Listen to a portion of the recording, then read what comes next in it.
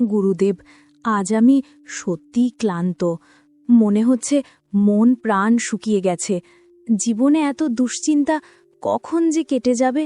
শুনেছি হনুমান চল্লিশা মনকে বাঁচায়, শক্তি দেয়, কিন্তু আমি শুধু মুখস্থ চাই না, আমি অনুভব করতে চাই, যেন একটা আলো আমার ভিতর জেগে ওঠে।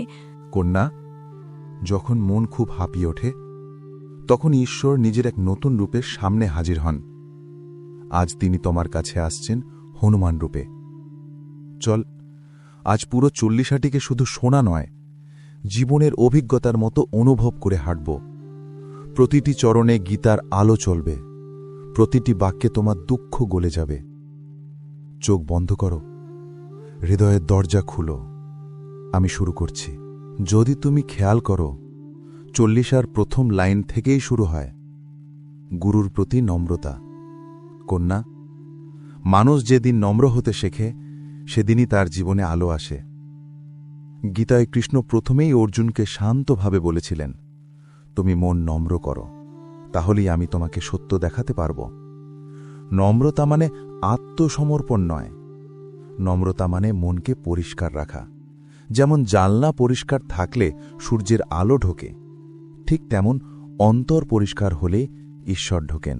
এরপর শুরু হয় জয় হনুমান জ্ঞান গুণসাগর, অর্থাৎ যেখানে জ্ঞানের সমুদ্র, গুণের সমুদ্র, সেখানেই আলো।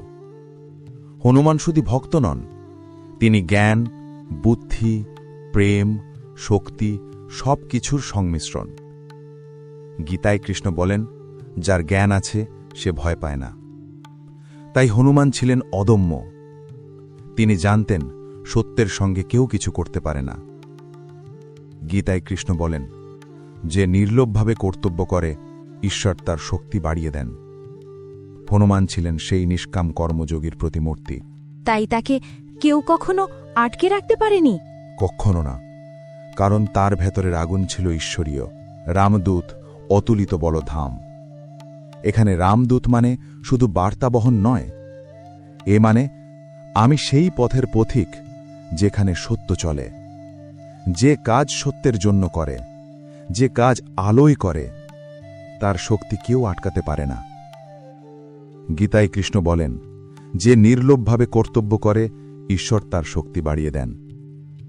হনুমান ছিলেন সেই নিষ্কাম কর্মযোগীর প্রতিমূর্তি। তাই তাকে কেউ কখনো আটকে রাখতে পারেনি? কখনো না, কারণ তার ভেতরের আগুন ছিল ঈশ্বরীয়। অঞ্জনী পুত্র পবনসুত নামা। বায়ুর পুত্র হবার অর্থ তিনি সর্বত্র যেতে পারেন, কিন্তু আসল গতি ছিল তার মনোবলের গতি। গীতায় বলা রয়েছে, যার মন পবিত্র তার গতি দেবতুল্য।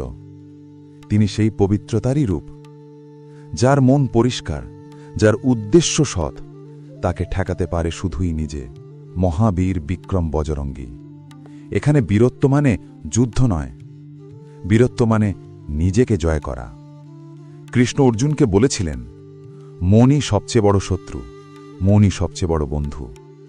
যে নিজের মনকে নিয়ন্ত্রণে আনে সেই পৃথিবীর সত্যিকারের মহাবীর। হনুমান সেই যোদ্ধা যার রাগ ছিল না, যার অহংকার ছিল না, যার দুঃখ ছিল না। তিনি শুধু আলো ছিলেন। গুরুদেব, আমিও কি আমার মনকে জয় করতে পারব? চল্লিশা তোমাকে শিখিয়ে দেবে কন্যা। তোমার মন যতই দুঃখে ভেঙে পড়ুক, এই লাইনগুলি ধীরে ধীরে তাকে শক্ত করবে। বিদ্যমান গুণী অতি চাতুর। এই লাইনটি বলে দেয়, শক্তি শুধু তখনই সফল হয় যখন বুদ্ধি তার সঙ্গী হয়। হনুমান সীতামাতাকে খুঁজলেন বুদ্ধি দিয়ে, রাক্ষসদের জয় করলেন শক্তি দিয়ে, রাম কাজ করলেন ভক্তি দিয়ে। গীতায় কৃষ্ণ বলেন, বুদ্ধি যার, শক্তি তার। এই দুটো এক মানুষের ভেতরে এক হলে সে দেবতার মতো জীবনযাপন করে। রাম কাজে আপানে করিবেও আতুর। তিনি রামের কাজ করতে উদ্গ্রীব ছিলেন, কারণ তার হৃদয় ছিল ঈশ্বরের জন্য প্রেম। যেখানে প্রেম আছে সেখানে উৎসাহ নিজে থেকেই জন্ম নেয়। গীতায় কৃষ্ণ বলেন, যে কর্মে প্রেম আছে সে কর্মই সত্য। হনুমানের প্রতিটি কর্ম এই প্রেমে পরিপূর্ণ। প্রভু চরিত্র শুনিবে করসিয়া। তিনি রামের গুণ শুনেই আনন্দ পেতেন, কারণ ঈশ্বরের গুণ স্মরণ করলেই মনের দুঃখ মিলিয়ে যায়। এটা গীতার সরল তত্ত্ব।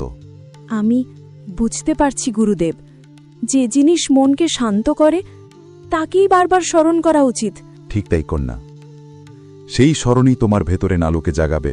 সংকট থেকে হনুমান ছড়ায়, এই লাইনটি লাখো মানুষের জীবন বদলে দিয়েছে, কারণ এখানে প্রতিশ্রুতি আছে মুক্তির।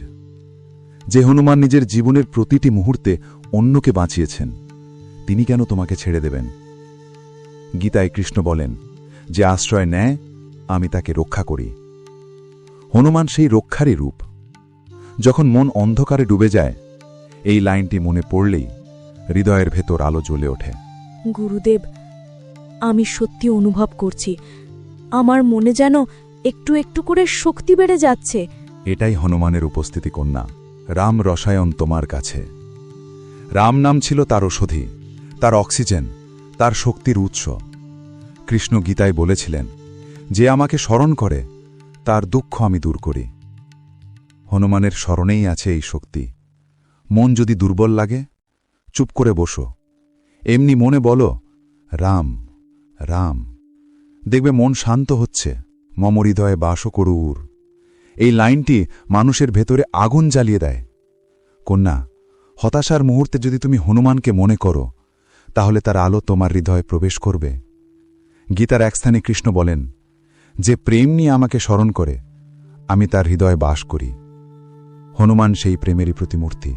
গুরুদেব, মনে হচ্ছে আমার ভিতর ব্যাপক পরিবর্তন হচ্ছে, যেন কেউ নরম হাতে আমার মাথায় হাত রেখে বলছে, ভয় পেও না, আমি আছি। আজ এতদিনের দুঃখ যেন জল হয়ে পড়ে গেল। এটাই হনুমানের করুণা কন্যা। আজ তুমি তোমার ভেতরের আলো জাগিয়েছ। ভবিষ্যতে যত ঝড় আসবে, এই আলো তোমাকে বাঁচিয়ে রাখবে। মনে রেখো, হনুমান মানে সাহস, ভক্তি, জ্ঞান, শান্তি এবং অসীম শক্তি। মানুষ যতই দুর্বল হোক, এই 5 শক্তি তাকে অদম্য করে তোলে। আজ থেকে যখনই ভয় আসবে, চুপ করে মনে বলবে, আমার ভেতরে হনুমানের শক্তি জেগে আছে। তখন দেখবে অন্ধকার পালিয়ে যাচ্ছে। গুরুদেব, আজ আমি বুঝলাম, শক্তি বাইরে নয়, আমার ভিতরেই ছিল। আপনি না বললে আমি জানতেই পারতাম না। আজ থেকে যত দুঃখ, ভয় বা অন্ধকার আসুক, আমি আর ভেঙে পড়ব না। হনুমানের মতো সাহস রাখব আর গীতার মতো সত্যের পথে চলব। আমার মন আজ সত্যিই হালকা, যেন আলো জ্বলে উঠেছে।